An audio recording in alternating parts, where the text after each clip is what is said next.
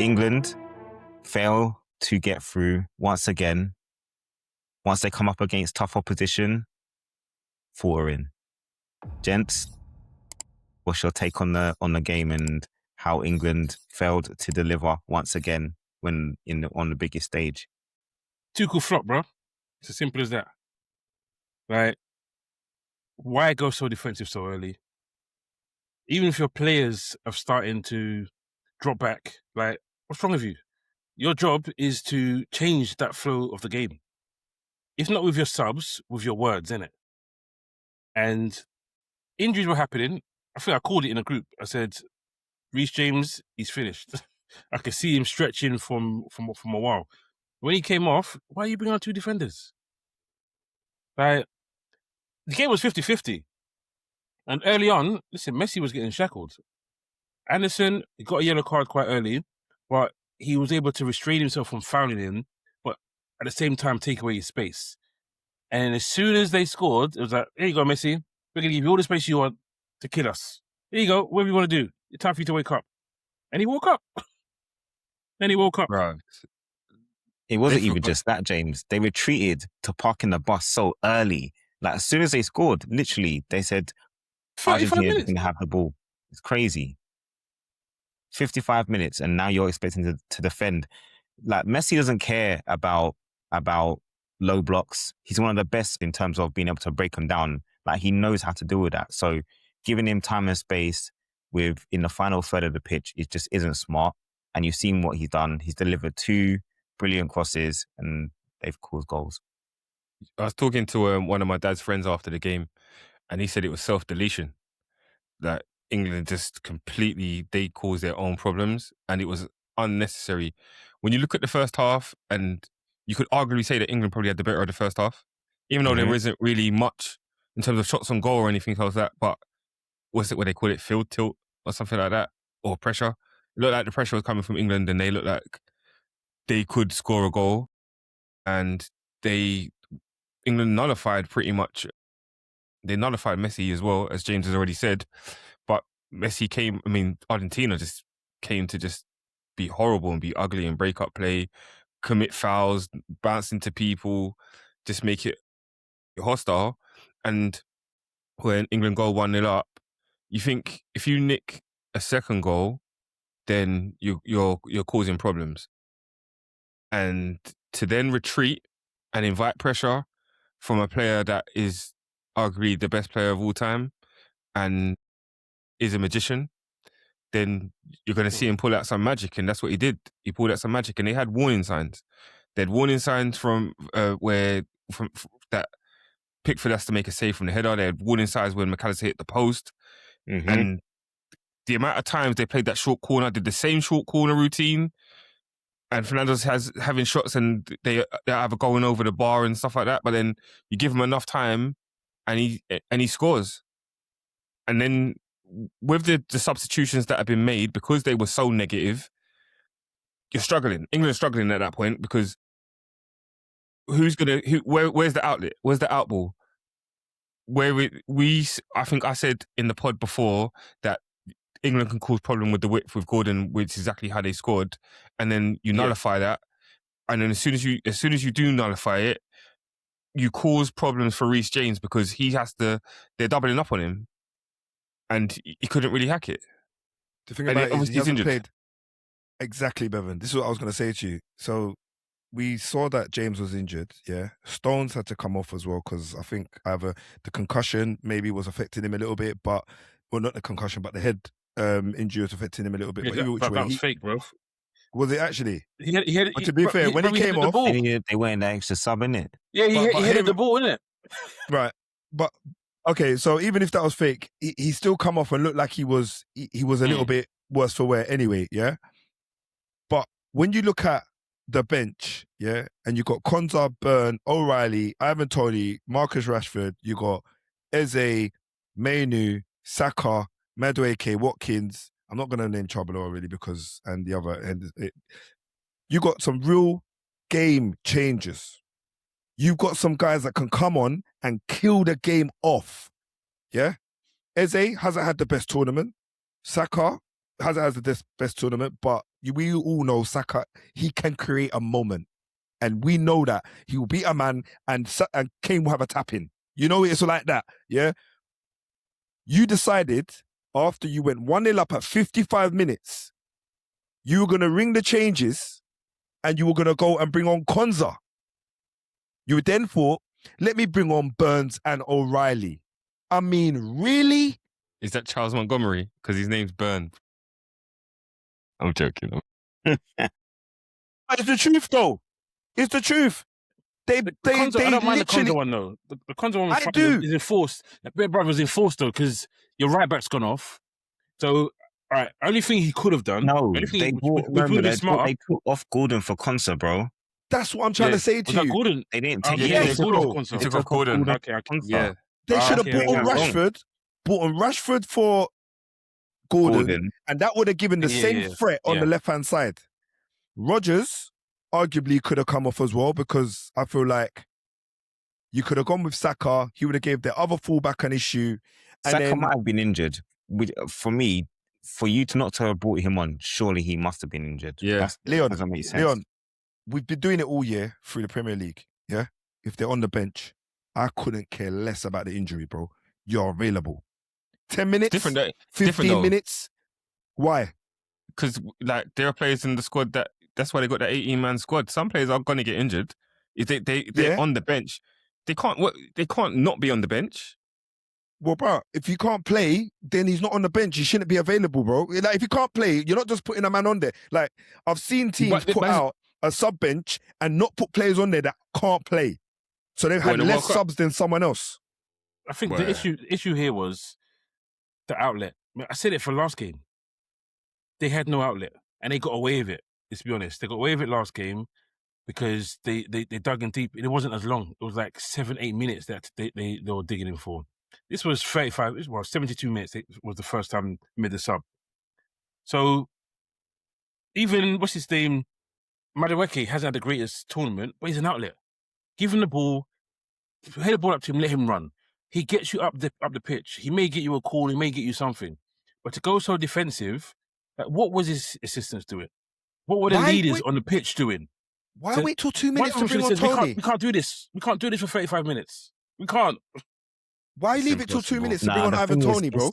It's natural for players to drop deep when you know that they're going to protect a lead. It's natural. You just start doing it. They knew that they struggled to score a goal. They managed to get a goal. Let's be honest. England didn't really carve out any clear-cut chances in this game. Hardly any.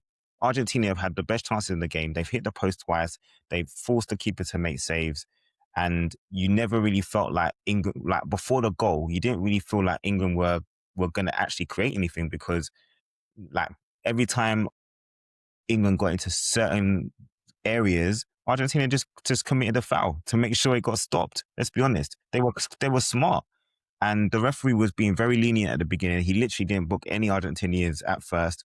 I think Anderson was the first to get a yellow, but it just felt like England didn't have any ideas of how to control the flow of the game, and they allowed Argentina to dictate things. And once you do that with someone like Messi and a team that knows how to rally round, and they've dug themselves out of difficult situations throughout the tournament, it was always going to be tough to hold on. And I said it to you, James. I said I thought it was going to go to extra time, so I knew the goal was coming, but I didn't for 1 second think that England were going to concede another one before the 90 minutes. I thought they were going to equalise. But yeah, I said it was done. I said in the group, there's only one thing happening, that's Argentina scoring. And as Leon said, after that, game blouses. Yeah, it's true. It's true. You know, it's funny though. You see with Enzo Fernandez, when he scored his goal, he had the exact same opportunity a little bit further back, like 2 minutes before that, and no one thought, "Let me lock this guy down." Right. Bro, he's been doing it for 45 minutes. Like, I'm still perplexed as to why Mainu never got touch pitch, and you got Declan Rice on his haunches, clearly injured, and run his race. Bring him on early, bro. Like, give these guys an opportunity to earn their money. For me, Tuchel would let these boys down, bro. Tommy T, he let these guys down. Honestly, he reverted to Southgate. He literally morphed into Southgate. You have to say it, because every time England have got into these situations where they're playing against a team where they're either evenly matched or they're slightly inferior, they've always come unstuck and they've gone defensive. They've not thought, you know what, we're going to try and win the game. They've always reverted to attack. Same thing happened in the Euros final. Same thing happened in 2018 against Croatia. And it happened again in the final of Euro 2024. Every time they come up against a team that's on their level or slightly better than them, they just revert to trying to scrap for a goal and then try and hold out. And it was never going to work. People are obviously going to look back and say, you know, the managers made decisions, gone defensive in other games and it's worked, but they were playing against opposition that they were expecting to beat. Let's be honest, they were expecting to beat Mexico, they were expecting to beat Norway, and now they've come up against Argentina. They trying that same tactic isn't going to work. And you saw what happened with Spain yesterday, how they managed to hold out, keep France at bay was by keeping the ball. And obviously Spain are on a different technical level to anyone else in the world. They keep the ball better than anyone. But it just shows if you have a plan of stopping the opposition from, or not gifting the opposition possession so easily, that's the best way to defend, because parking the bus don't work against top quality. The thing is, like, if you talk to like any boxer, they'll tell you that you can't just dodge punches. You'll get hit. If you don't attack, you're gonna get hit. And that's what's happened. You retreat. You're trying to dodge attacks. You're trying to be difficult to break down. But then you've forgotten that there's technicians in the team that don't mind, that will use that space and they will use that time, and you'll get killed. And it's funny that it took for England to go 2-1 down to start attacking again. But how did they attack, though, Bev? How did they attack? What was their route of attacking, bro? Ball. Yeah, long ball. Long ball. No plan. Just launch it. Give it to Pickford. Launch. Look for Dan Burns, 6'7". He never won one header. No, he did. He won the headers, but there wasn't going anywhere. There was no one picking up the ball. It wasn't a nod on. It was just a header in the air. Exactly. To do it 50-50. What I will say is that I think I said it probably multiple times on this pod. It's about having a squad, and also the manager needs to make the right changes. I think he said got away with it. I think he got away with it last against Norway, in my opinion. He made changes and everyone was like, huh? Then he had to quickly change it because he realized the momentum was going out of his reach. Yeah. Today, he made changes and Argentina made changes at the same time, and that killed him off. He moved first, and it was a good game of chess that I'm going to say Scalacci. You probably got it wrong, but am I right? Scaloni. Scaloni. Oh, there you go. Anyway, so he kind of waited for the chess move. He saw who England were getting warm. He thought to himself, nah, you know what? Let's go for this. He brought on one defender and 3 attackers. And DePaul and Montel, they came on and the right-hand side was theirs. They possessed all the space. And then Messi just sat in between them and picked up any scrap. But that was part of the problem. Like, through the whole game, who was actually England's best player? Jed Spence. Jed Spence had that left side well. And what do? You make him a left wing back. But why did that he was doing? Work, James? Because who was on the pitch helping him deal with that side? Yeah. Gordon's the hardest working of the attacking England players, easily. But I'm talking more defensively. Defensively, he was doing great on his own. But then you move him further up the pitch, and then when you have the back three, you have that little gap where you have the left side centre back and the left wing back, and teams always get into that space. Yeah. So your best defensive player on the day would now have to do even more work. Like the second goal they scored, he was shattered by then. I can't even blame him too much. He got fouled, but it wasn't a foul.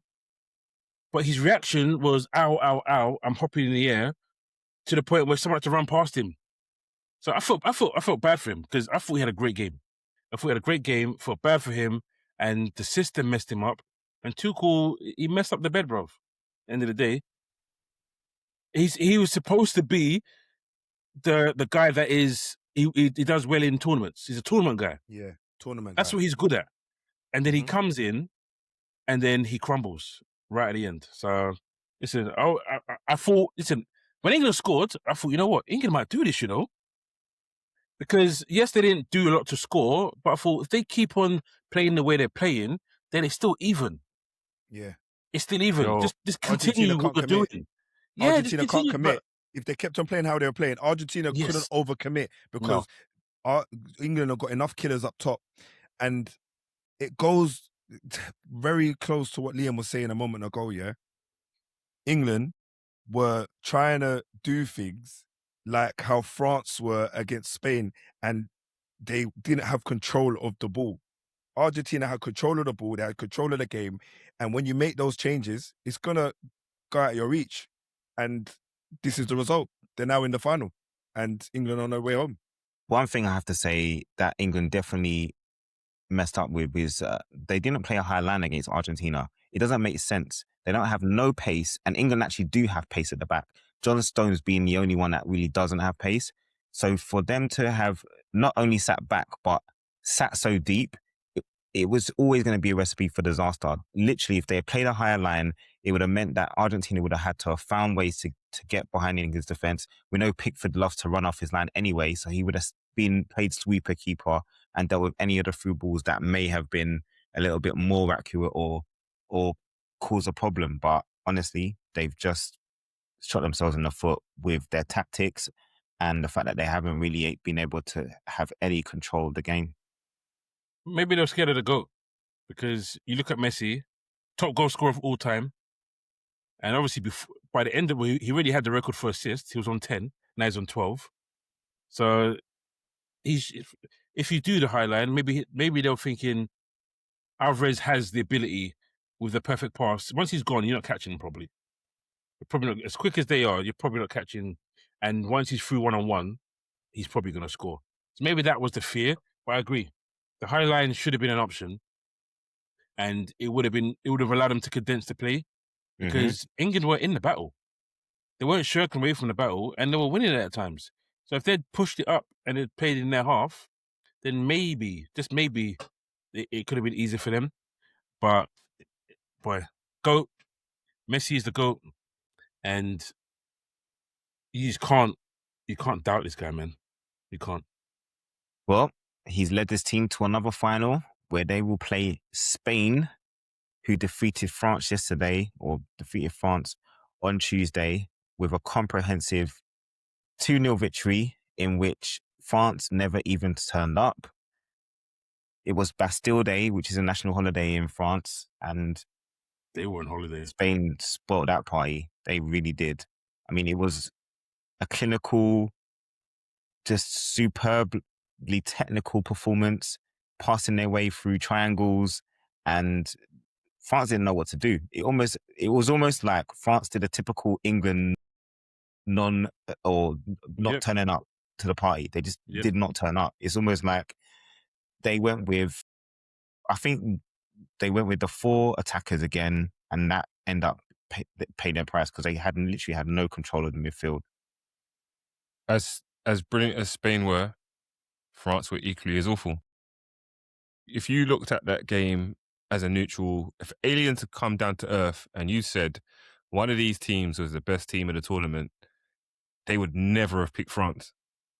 You'd be guessing, how did this team actually make it that far? Because everyone was waxing lyrical about France, how good they are, how well they've played. I saw something the other day where they were talking about Kone, and I think it was Roma fans saying he's not as good as you think he is. And in that game, he was terrible. But he wasn't the only one. They were all terrible. They couldn't string 5 passes together. And when you're struggling to make passes, it's very difficult for you to break teams down. Elise didn't do much. Dembele didn't do much. Mbappe didn't do much. And Spain they ran the midfield. They pressed them high. They were playing triangles. I think I said before that it's going to be an interesting matchup between Digne and Yamal, and Digne lost that battle. Bro, I mean, was he ever going to win it? Obviously, the penalty, I mean, what did you make of the penalty? I thought it was a pen, although some will say it's soft. if you kick your opponent in the box and you don't Yeah, connect with the you ball, kicked it's him. a pen. Yeah. Blatant. Did he hit him on his arm though? No, it was No, on but his hit him thigh. above the sleeve, innit? Above Yeah, the was it sleeve, was it on the above- sleeve okay. is not So handball that's anymore. legal. Okay. Yeah. So it's hit his And shoulder. Nah, some good super keeping from Unai Simon as well. Unai, yeah, Yeah. very good. Was your Saved him a golden few glove times. trophy, wasn't he? Yeah. it's- What did you it's- say the it's- final was, it's Leon? Still that. Pardon? What did you say the final was, Leon? Spain and who? Did I think I said France, Spain and France, which Spain only and would have France. happened because of the draw. That only would Yeah. have happened if one of those teams finished second in a group, which none of them did. So it would Yeah. never have happened. But yeah, my tip was for Spain to win it. I did not think after that Cape Verde game that this was going to be on the cards, to be honest. Wasn't really sure how they would do. And with the injuries to Nico Williams and Yamal coming into the tournament, I kind of was a little bit skeptical, but they've proved to be the team that's grown from strength to strength, even in all of their games. And one major change that's happened that probably has gone a little bit unnoticed: Fabian Ruiz coming into the midfield instead of Pedri. As much as like I love watching Pedri play, Fabian Ruiz has just added so much balance to their midfield, and you can see what a difference he's made playing with Rodri.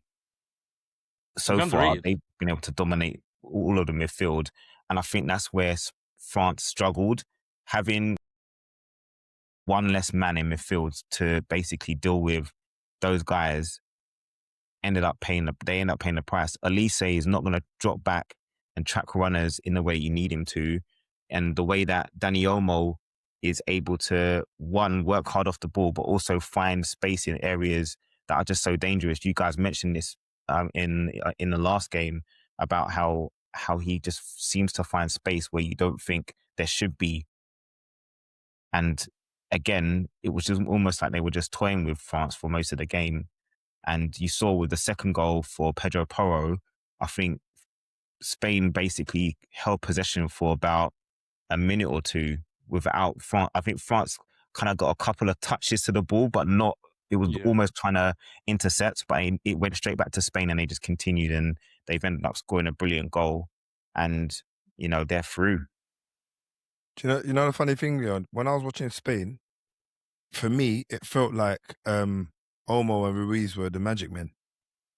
Like the way they weren't really they weren't dribbling too tough. Mm-mm. Yeah, Olmo did do a couple step over, but as in they were just linking play.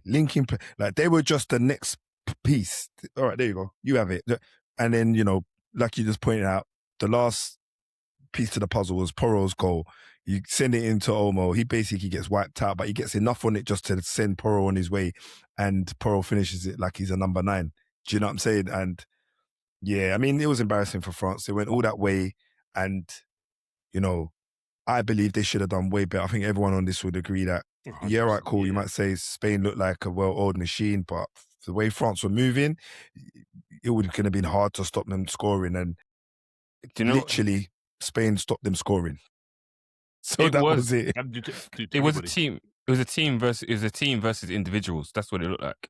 And the team worked well together. They were running off the ball, and you saw when France were attacking certain times when they went 2-0 up, they would all drop back into to defend. Not necessarily drop deep to defend, but they were defending as a whole team, and it was that you can't try and break us down. And France didn't have the ideas. And as soon as Elise or Dembele or Barcola or Mbappe got on the ball, they were swarmed, and they couldn't. That press was too much, and they couldn't deal with it. Yeah, I know that. France's midfield, just whether it was Rabiot and Tchouaméni, or when Kone came on, none of them knew how to deal with what was going on. Non-existent. They needed an extra body in their midfield, really. They need to have Tchouaméni, Rabiot, and Kone, really, and they had to sacrifice an attacker. I mean, the likely candidate would have been probably Barcola, because out of the 4, he's probably the one you say is the weakest from a technical perspective or from a end product perspective. So I would have sacrificed him and maybe played another player in midfield to just add a body, because it just felt like Spain could just pass through them at will. It was interesting that even when he took off Rabiot, he wasn't playing great, but was it even the right change? I'm a big Kone fan. And it was like, you're going even more, like, going more defensive. Now you're going with two proper, they're not proper sixes, but they play like that very often. And Yeah, I don't know, maybe they thought, okay, if we do that, then we allow the front four just to do their thing. But it just backfired because Spain are just too good at controlling the tempo.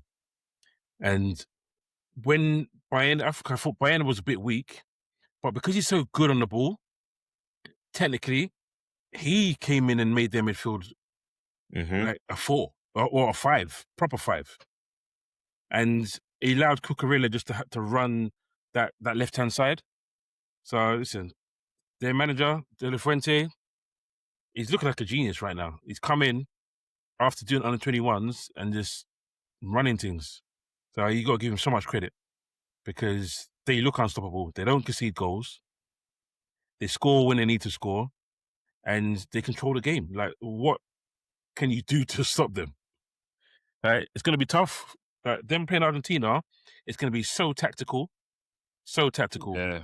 And it's going to be feisty because Argentina always make it feisty. But it's the only way they know how to. They have to rough up the game in order for them to make the impact that they want. So it'll be interesting to see. It'll be a very interesting contrast of styles for sure. Well, we'll be looking forward to that final, Spain versus Argentina. We'll be doing a live watch along plus our normal show afterwards. So please stay tuned for that. Just one thing I want to run back on regarding England. Do they keep Thomas Tuchel or do they get rid of him after this? you keep him, man. You keep him. You got to learn from your mistakes, and he made mistakes. I was about to say the exact same thing. The squad that he walked with, they worked well for him, but he just didn't use the pieces correctly. I feel like he didn't trust them as much as he selected them. It was weird. He selected all these guys to bring with him and left out some guys that you'd argue are real dons in their own right. And then he decided not to utilize the guys that he's got in the times when he really needed to. So it was learn from your mistakes. Euros are in a couple of years. Will he get it right? I believe he probably will.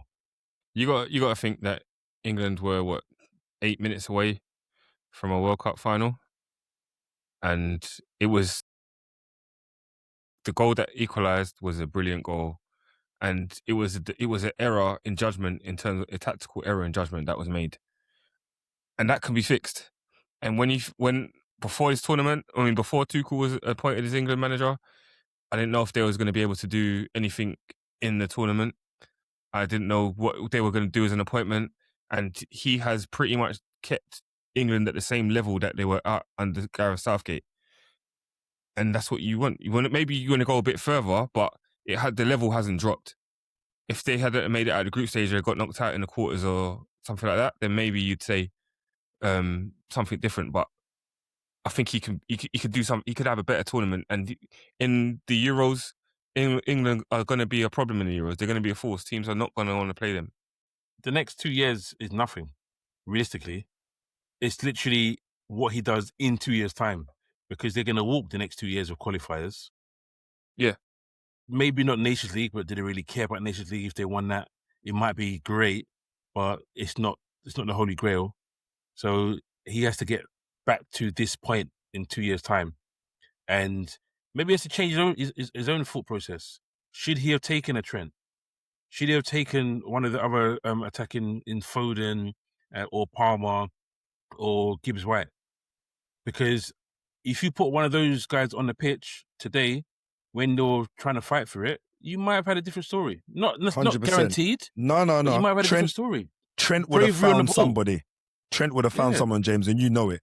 He would have found somebody, and it probably would have been Gordon a couple times. And he would have said, bruh, I'm putting it on a plate for you.